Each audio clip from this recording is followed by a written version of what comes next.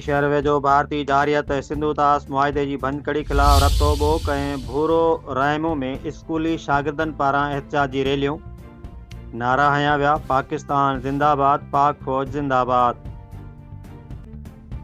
तफ़सील मूजिब सिंध के ज़िले बदीन के 2 सरकारी स्कूलों में गवर्नमेंट बॉयज़ प्राइमरी स्कूल रतोबूक और गवर्नमेंट प्राइमरी स्कूल भूरो रायमो में भारतीय जारियत सिंधु तास मुआदे की भनकड़ी खिलाफ शानदार एहतजाजी रैलियूं कढियूं वयूं। शागिर्दनि, उस्तादनि और मकामी बिरादरी भरपूर शिरकत कंदे भारतीय ज़ुल्म खिलाफ सख्त नारेबाजी कई।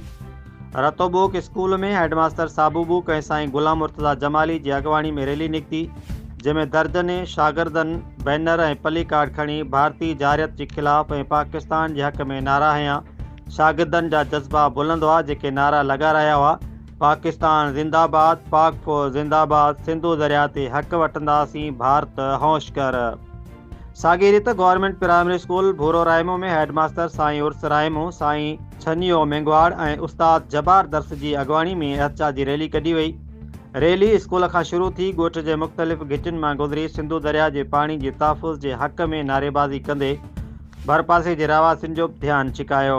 उन मौके ते उस्तादन और शागिर्दनि भारतीय जारियत के सख्त लफ्ज़न में मज़म्मत कई। आलमी बिरादरी का मुतालबो किया तो भारत के सिंधु तास मुआदे ते अमल करण मजबूर किया वञे।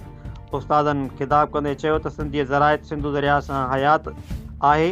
जेकॾहिं भारत पानी रोकींदो तो सीधी तरह सिंध ते वार थींदो। असां वो कंहिं सूरत में कबूल न कंदासीं।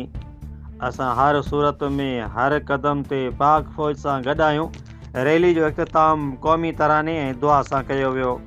रिपोर्ट कर रहा है अली गुलाम खोसो, मीडिया कोऑर्डिनेटर बदीन।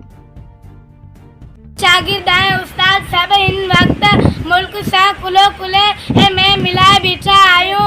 हिंदुस्तान के जंग जो जवाब जरूर दींदासीं। पाकिस्तान जिंदाबाद। हिन जंग दौरान असी सब शागिर्द पंहिंजे मुल्क और फौज से गॾु आहियूं। जंग कंदे तो जंग कंदासीं।